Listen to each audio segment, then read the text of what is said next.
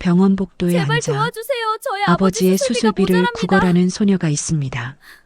꿈에도 몰랐습니다. 제발 도와주세요. 지금 무릎 꿇고 있는 그 병원이 자신의 엄마가 운영하는 병원이라는 것을. 골목 끝 낡은 고물상 앞, 오늘도 작은 그림자 하나가 나타났다. 12살 지하였다. 등보다 큰 자루를 질질 끌며 골목을 꺾어 들어오는 아이를 보자 고물상 주인 최 씨는 슬그머니 저울에서 손을 뗐다. 굳이 달아볼 필요가 없었다. 어차피 오늘도 더 쳐줄 것이었다. 아저씨, 안녕하세요. 맑은 목소리였다. 이 골목에서 저런 목소리가 날 수 있다는 게 신기할 정도로.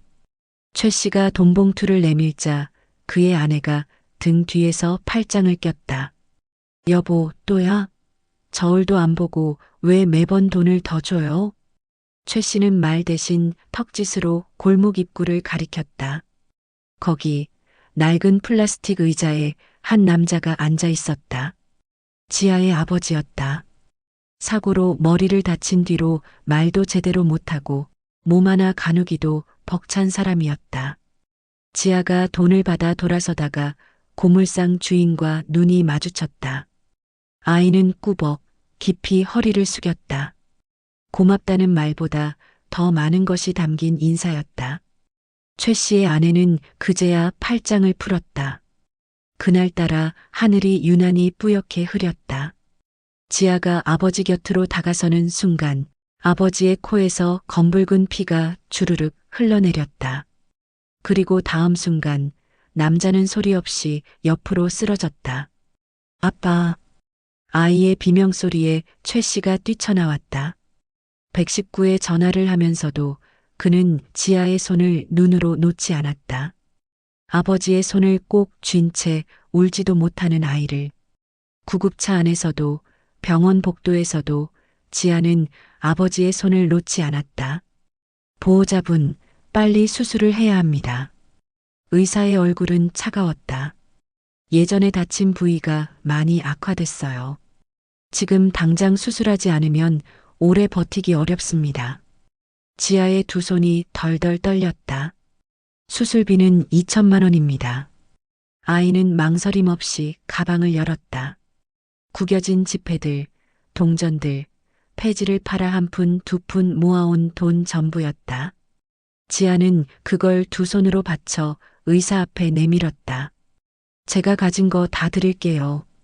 제발 우리 아빠 살려주세요. 의사는 돈을 보지 않았다. 병원 규정상 수술비 확인 전에는 수술을 진행할 수 없어요. 빨리 마련해 오세요. 그리고 병실 문이 닫혔다. 최 씨가 주머니를 탈탈 털었다. 그래도 턱없이 모자랐다. 두 사람은 한동안 복도 바닥에 그냥 서 있었다. 다음 날 이른 아침 병원 정문 앞에 종이 상자 하나가 놓였다. 삐뚤빼뚤한 글씨로 이렇게 쓰여 있었다. 아빠 수술비를 도와주세요. 아빠가 죽으면 저 혼자예요. 지아는 그 앞에 무릎을 꿇고 앉아 지나가는 사람들에게 고개를 숙였다. 병원 직원들이 몇 번 나와서 말렸다. 지아는 고개를 들지 않았다. 다음 날 오전, 검은 세단이 병원 앞에 멈추고 고급 코트를 입은 여자가 내렸다. 입원한 아버지 병문안을 온 것이었다. 그 여자의 눈에 정문화 바이가 들어왔다. 비서에게 눈짓을 했다. 봉투를 건네며 여자가 말했다. 얘야, 이건 받아. 근데 아무리 사정이 어려워도 병원 앞에서 이러면 안 돼. 다른 환자들도 있잖아. 지아는 고개를 들어 여자를 봤다. 그리고 다시 고개를 숙였다. 감사합니다. 그래도 저 계속 있을 거예요. 아빠가 죽으면 안 되니까요. 여자는 의심이 들어 뭔가 할 말을 찾다가 결국 아무 말 없이 병원 안으로 걸어 들어갔다. 그런데 이상했다. 엘리베이터 버튼을 누르는 손이 왜인지 조금 떨렸다. 저 아이의 눈빛이 어딘가 낯설지 않았다. 아니, 낯선 게 아니었다. 그 여자의 이름은 강유진. 이 병원을 운영하는 회사가 그녀의 아버지였다. 그리고 그녀는 꿈에도 알지 못했다. 방금 봉투를 건넨 그 아이가 죽은 줄로만 알고 있던 자신의 딸 지아라는 사실을. 그런데 지금 그 아이가 살아서 이 병원 앞에 무릎을 꿇고 있었다. 유진은 그것도 모른 채 엘리베이터에 올랐다. 문이 닫혔다. 유진이 처음 그 남자를 만난 건 23살 아버지 몰래 다니던 자원봉사 현장에서였다. 힘들게 살면서도 환하게 웃던 남자. 가진 것 하나 없었지만 그 웃음이 너무 따뜻해서 유진은 그만 거기서 헤어나오지 못했다.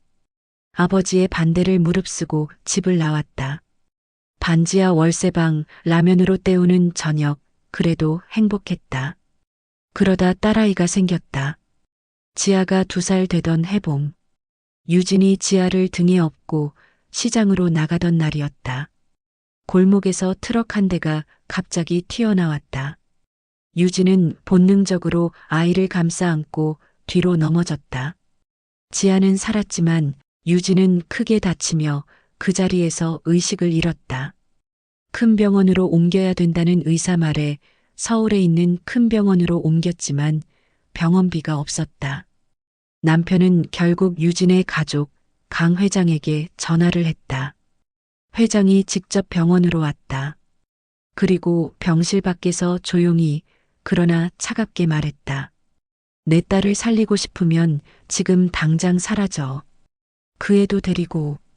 남편은 유진을 살릴 방법이 없어서 어쩔 수 없이 울면서 그날 밤 2살배기 지아를 안고 병원 문을 나섰다. 빗속을 걸으면서도 단 한 번도 뒤를 돌아보지 않았다. 돌아보면 못 갈 것 같아서. 유진이 깨어났을 때 회장이 말했다. 아이는 사고로 하늘 날아갔어.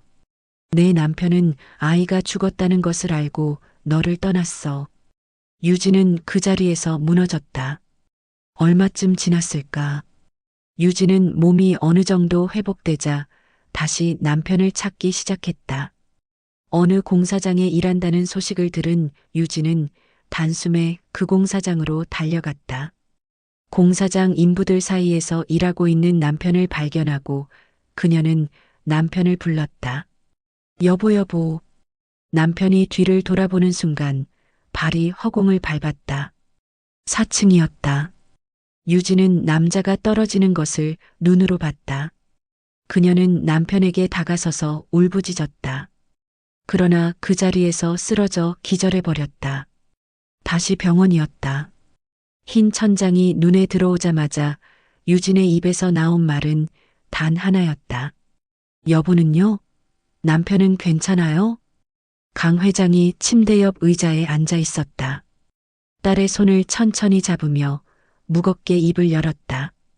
유진아, 아버지, 남편이 어떻게 됐어요? 빨리 말해줘요. 회장은 잠시 창밖을 바라봤다. 그리고 낮고 차분한 목소리로 말했다. 죽었어. 그 자리에서. 순간 유진의 얼굴에서 모든 것이 사라졌다. 거짓말하지 마세요. 유진아, 거짓말이죠? 아버지, 제발 거짓말이라고 해주세요. 회장은 대답하지 않았다. 그 침묵이 답이었다.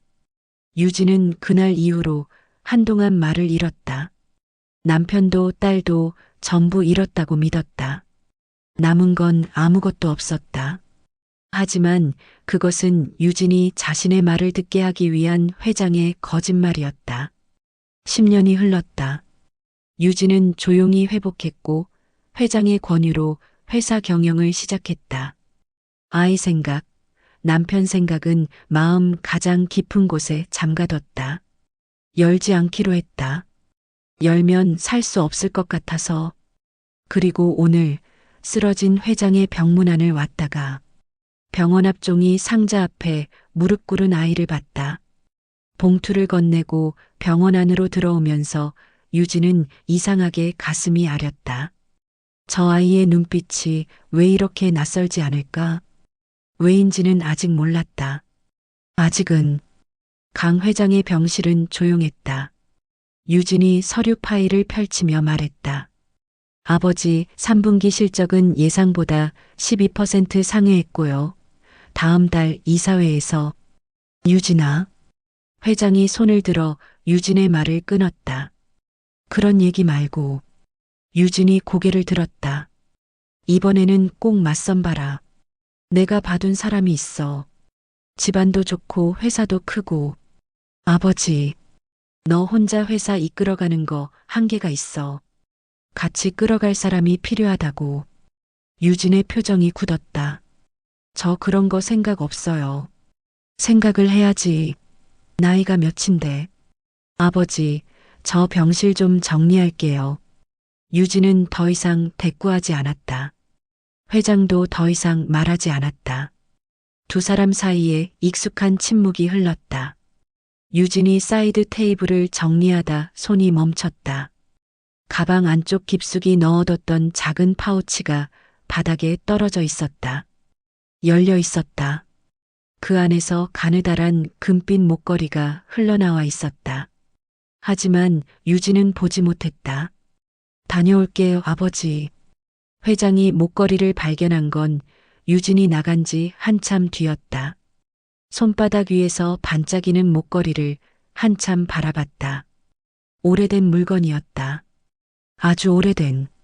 이게 아직도 있었군. 버려야겠다는 생각에. 회장은 천천히 몸을 일으켜 가운을 걸치고 병원 밖으로 나갔다. 병원 입구, 여전히 무릎을 꿇고 있는 소녀를 봤다. 회장은 잠시 멈췄다. 그리고 아무 말 없이 목걸이를 소녀 앞에 던져줬다. 가져. 지아는 영문도 모른 채 목걸이를 받아들었다. 반짝이는 목걸이를 바라보는 지아의 눈이 커졌다. 이걸 팔면 아빠 수술비에 보탤 수 있을지도. 다음 날 회장을 찾은 유진은 복도를 지나던 중 어제 그 소녀를 봤다. 그런데 소녀의 손에 무언가가 반짝였다. 유진이 자세히 보니 저건 내 목걸이? 유진이 소녀 앞에 섰다. 그 목걸이 어디서 났어? 할아버지가 주셨어요. 그 목걸이 내 거야. 돌려줘. 지아가 목걸이를 꼭 쥐었다. 못 드려요. 이건 우리 아빠 수술비예요. 유진은 지갑을 열었다. 현금을 꺼내 소녀 앞에 내밀었다. 이거 줄게. 그러니까 목걸이 돌려줘. 하지만 지아는 고개를 저으며 2천만 원을 주시면 드릴게요. 유진의 눈썹이 올라갔다. 어린애가 거짓말도 잘하네. 아픈 아빠? 수술비? 그런 말로 사람 마음 흔들려고 하지 마. 지아의 눈에 눈물이 차올랐다. 거짓말 아니에요. 진짜로 우리 아빠 이 병원에 있어요. 유진은 팔짱을 꼈다. 그래. 그럼 같이 가보자. 지아가 유진을 데려간 곳은 3층 302호였다. 여기에요. 우리 아빠 진짜 있어요. 지아가 병실 문을 열었다. 창문으로 오후 햇살이 비스듬히 들어오고 있었다. 침대 위에 한 남자가 누워 있었다. 유진이 한 발 들어섰다. 그리고 침대 쪽으로 천천히 걸어갔다. 한 걸음, 두 걸음, 딱 한 발짝만 더 가면 그 남자의 얼굴이 보이는 순간이었다. 바로 그때였다. 지아가 유진 앞으로 확 뛰어들었다. 잠깐만요. 유진이 멈췄다. 지아는 양팔을 벌려 유진을 막아선 채 고개를 숙였다. 어깨가 떨리고 있었다. 잘못했어요. 목걸이 드릴게요. 작은 손이 떨리며 목걸이를 유진에 내밀었다. 소녀는 아픈 아빠에게 해가 될까 걱정돼서였다. 아빠한테 화내지만 말아주세요. 제발이요. 유진은 목걸이를 받아들었다. 손바닥 위에서 차갑고 익숙한 감촉이 느껴졌다. 그리고 아이의 눈물 가득한 얼굴을 내려다봤다. 화가 풀렸다. 어느 순간. 알았어. 유진이 몸을 돌렸다. 병실 문이 닫혔다. 딱 한 발짝이었다. 딱 한 발짝만 더 갔으면 침대 위 그 남자의 얼굴이 보였을 것이다. 10년 동안 죽은 줄로만 알았던 평생 가슴속에 묻어뒀던 그 사람의 얼굴이. 하지만 유진은 돌아섰다. 복도로 나왔다. 302호 문은 조용히 닫혔다. 그 안에 그 사람이 숨을 쉬고 있었다는 것도 모른 채 복도를 걷던 유진의 발이 멈췄다. 자신도 모르게 뒤를 돌아봤다. 302호 문을 바라봤다. 왜 이렇게 가슴이 무거운 거지? 유진은 고개를 저으며 담당 의사를 불러 세웠다. 302호 환자 담당 의사 선생님이시죠? 네, 맞습니다. 저 강유진입니다. 저희 회사 무료 수술 서비스 제도 그 환자분께 적용해 주세요. 심사를 거쳐야 해서 절차대로 하시면 됩니다. 서류 안내해 드리세요. 유진은 더 말하지 않고 걸어갔다. 자신이 왜 이러는지 몰랐다. 그냥 그 아이의 눈빛이 자꾸 머릿속에서 지워지지 않았다. 의사가 지아를 불렀다. 지아야, 좋은 소식이 있어. 우리 병원 어려운 사람들을 위한 무료 수술 서비스 제도가 있거든. 서류 심사 통과되면 아버지 수술 무료로 받을 수 있어. 지아가 굳어졌다. 진짜요? 응. 서류 준비해서 제출하면 바로 수술 진행할 수 있어. 그 순간 지아의 얼굴이 무너졌다. 소리도 없이 눈물이 쏟아졌다. 아이는 두 손으로 얼굴을 감싸며 주저앉았다. 아빠 살 수 있어. 유진의 사무실은 늘 조용했다. 아침 햇살이 통유리창을 타고 들어오는 시간, 유진은 이미 책상 앞에 앉아 서류를 넘기고 있었다. 결제 서류들. 하나씩 하나씩. 그러다 손이 멈췄다. 서류 한 장. 수술 지원 신청 서류였다. 유진은 잠시 그 아이를 떠올렸다. 결제 서류를 열려는 순간, 바로 그 순간이었다. 이사님, 손님이 오셨습니다. 비서가 문을 열고 고개를 숙였다. 유진은 펜을 내려놓고, 알았어. 잠깐만. 서류를 덮고 자리에서 일어섰다. 유진이 사무실을 나갔다. 책상 위 서류는 그대로 남아 있었다. 서류한 자신의 남편 사진이 기다리고 있는 것도 모른 채 비서가 사무실을 정리하다 책상 위 서류를 집어들었다. 훑어보다 손이 멈췄다. 서류 안에 첨부된 사진 한 장. 환자 사진이었다. 40대 초반의 남자. 비서의 얼굴이 굳었다. 이 사람은. 비서는 서류를 들고 빠르게 복도로 나갔다. 강 회장의 병실 문이 쾅 열렸다. 비서가 숨을 몰아쉬며 서류를 내밀었다. 회장님, 이 서류 보셔야 할 것 같습니다. 회장이 서류를 집어들었다. 환자 사진을 보는 순간 회장의 얼굴이 싸늘하게 굳었다. 이 남자가 아직 살아있어? 비서가 고개를 숙였다. 회장의 눈이 가늘어졌다. 당장 내보내. 네. 그 남자 당장 병원에서 내보내라고. 복도가 소란스러워졌다. 302호 병실 문이 열리고 간호사들이 들어왔다. 죄송합니다. 지원 심사가 취소됐습니다. 퇴원 절차를 밟으셔야 합니다. 지아가 벌떡 일어섰다. 네. 왜요? 심사 통과될 거라고 하셨잖아요. 위에서 내려온 지시입니다. 우리 아빠 지금 수술해야 해요. 나가면 죽는다고요. 지아가 아버지의 침대를 붙잡고 버텼다. 울음이 터져나왔다. 하지만 소용없었다. 빗속이었다. 병원 입구 계단 아래 지아는 아버지를 꼭 안고 있었다. 빗물이 둘을 적셨다. 아버지는 눈을 감은 채 딸의 품에 기댔다. 아빠, 아프지 마. 내가 어떻게든 할게. 지아의 목소리가 떨렸다. 빗소리만 가득했다. 그때 검은 세단이 병원 앞에 멈췄다. 유진이 차에서 내리다 굳어졌다. 병원 입구 계단 아래 빗속에 쪼그려 앉아 아버지를 안고 있는 작은 아이. 꼬마야. 지아가 고개를 들었다. 눈이 퉁퉁 부어 있었다. 아줌마. 지아가 벌떡 일어나 유진에게 달려왔다. 제발요, 아줌마. 우리 아빠 수술해야 해요. 지금 병원에서 쫓겨났어요. 제발 도와주세요. 지아가 유진의 옷자락을 붙잡고 무릎을 꿇었다. 유진의 눈이 굳어졌다.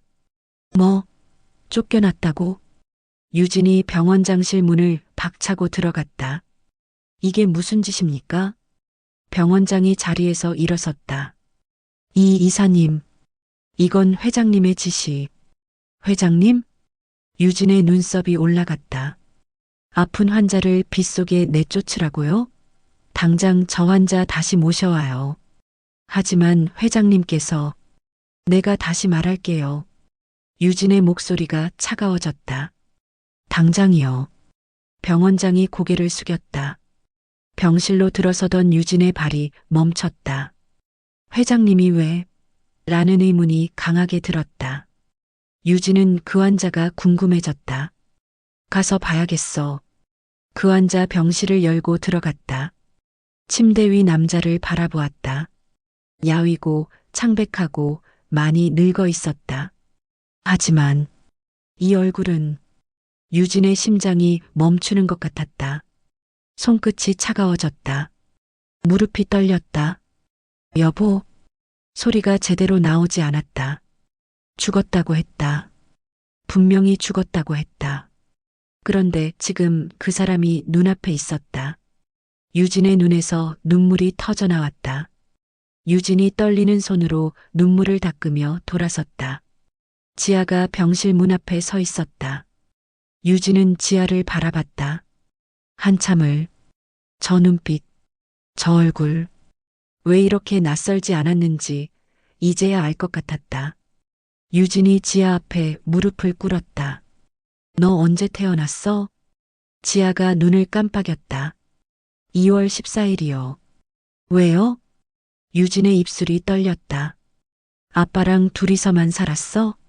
네. 엄마는 제가 2살 때 떠나셨다고 들었어요. 유진의 눈에서 눈물이 다시 쏟아졌다. 지아야. 유진이 2 팔을 벌려 지아를 꼭 안았다. 엄마 여기 있어. 엄마가 여기 있어. 지아가 굳어졌다. 네. 미안해. 엄마가 너무 늦게 찾아왔어. 정말 미안해. 지아의 몸이 천천히 떨리기 시작했다. 아줌마가 엄마예요? 유진이 더 세게 안았다. 응, 엄마야. 지아 엄마야. 그 순간 지아의 울음이 터졌다. 평생 불러본 적 없는 그 단어가 입에서 나왔다. 엄마. 병실 안이 울음소리로 가득 찼다. 한참을 울다 지아가 유진의 품에서 고개를 들었다. 눈이 빨개진 채로 엄마 아빠 수술해 줄 수 있어요? 아빠 죽으면 안 돼요. 유진이 지아의 눈물을 손으로 닦아줬다. 걱정 마. 진짜요? 응. 유진이 지아를 꼭 안으며 말했다. 이제 엄마가 있잖아. 엄마가 아빠 꼭 살릴 거야. 빗소리가 점점 잦아들고 있었다. 병실 창문 너머로 구름 사이로 햇살 한 줄기가 비집고 들어왔다. 수술실 붉은 램프에 불이 들어왔다. 수술 중. 지아는 수술실 앞 복도 의자에 앉아 2 손을 꼭 모았다. 유진이 옆에 앉아 말없이 지아의 손을 잡았다. 얼마나 지났을까? 수술실 문이 열리고 의사가 나왔다. 수술 잘 됐습니다. 경과 좋으면 회복될 수 있어요. 지아가 그 자리에서 엉엉 울음을 터뜨렸다. 유진이 지아를 꼭 안았다. 괜찮아. 다 잘 됐어. 복도 끝에서 낯익은 목소리가 들렸다. 여기가 맞나? 3층이라고 했는데. 고물상 최 씨 아저씨였다. 손에는 커다란 보자기를 들고 있었다. 옆에는 아내도 있었다. 아내의 손에는 도시락통이 들려 있었다. 지아야. 지아가 벌떡 일어났다. 아저씨, 아줌마. 최 씨가 지아를 보더니 눈시울이 붉어졌다. 이 녀석아, 왜 연락을 안 했어? 아저씨가 얼마나 걱정했는지 알아? 최 씨 아내가 도시락통을 내밀며 지아 옆에 서 있는 유진을 발견했다. 저분은 누구야? 지아가 유진을 바라봤다. 그리고 수줍게 웃었다. 우리 엄마요. 최 씨 부부가 동시에 굳어졌다. 뭐, 엄마예요. 제 진짜 엄마. 최 씨가 유진을 다시 쳐다봤다. 유진을 위아래로 훑어보더니 입을 딱 벌렸다. 아니, 이게 무슨... 최 씨 아내가 최 씨의 옆구리를 꼬집었다. 여보, 입 다물어요. 유진이 최 씨 부부에게 깊이 허리를 숙였다. 저 강유진이에요. 지아 엄마예요. 그동안 저희 지아 돌봐주셔서 정말 감사합니다. 최 씨가 손을 내저었다. 아이고, 별 말씀을. 저는 그냥 동네 고물상 주인인데요, 뭐. 최 씨 아내의 눈에 눈물이 맺혔다. 지아가 엄마를 찾았구나. 잘 됐다. 진짜 잘 됐어. 최 씨가 괜히 천장을 쳐다봤다. 눈이 빨개진 채로. 한편 강 회장의 병실은 폭풍 전야였다. 비서에게 보고를 받은 회장의 얼굴이 시뻘겋게 달아올랐다. 유진이가 그 남자 수술을 시켰다고. 네, 회장님. 당장 유진이 데려와. 유진이 병실 문을 열고 들어섰다. 너 지금 뭐 하는 짓이야? 그 남자가 누군지 알고 수술을 시켜? 유진이 조용히 문을 닫았다. 알아요. 제 남편이잖아요. 회장의 눈이 커졌다. 그리고 지아도 찾았어요. 제 딸이에요. 유진아, 그건... 아버지. 유진의 목소리가 낮아졌다. 아버지, 왜 거짓말하셨어요? 그건... 만일 저의 가족을 못 받아주신다면 저 다시 나갈 거예요. 뭐? 지아랑 남편이랑 셋이서 살 거예요.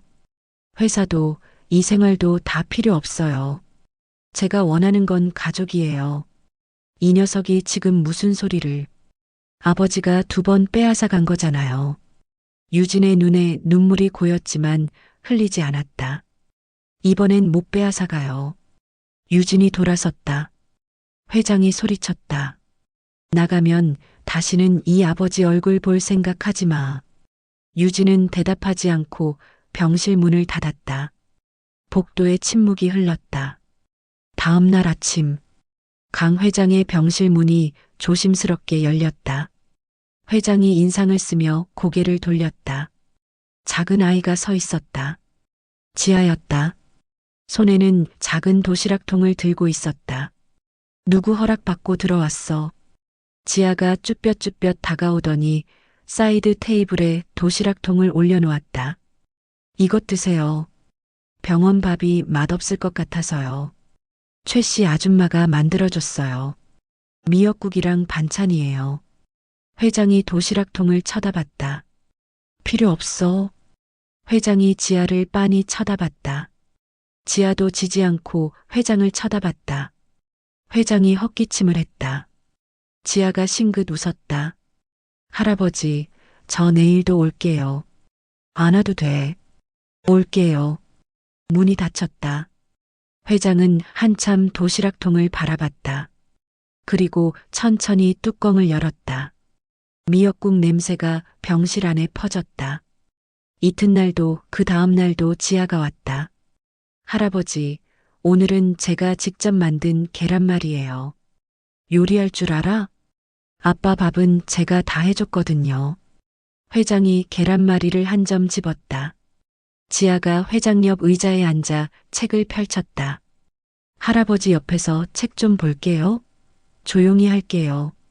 마음대로 해. 회장이 슬쩍 지아를 내려다봤다. 열심히 책 보는 작은 얼굴. 유진을 닮았다. 회장은 눈을 감았다. 가슴 한켠이 묵직하게 내려앉았다. 지아가 자꾸 찾아와 얼굴을 볼수록 회장의 마음에도 조금씩 지아를 인정하는 듯 했다. 어느 날 밤, 회장은 혼자 병실에 앉아 오래 생각했다. 유진의 얼굴이 떠올랐다. 사고 후 병원에서 눈을 떴을 때 딸의 표정, 아이가 죽었다는 말에 무너지던 그 얼굴, 그리고 지아의 얼굴. 빗속에서 아버지를 안고 울던 그 작은 아이. 회장의 눈에서 눈물이 흘렀다. 미안하다는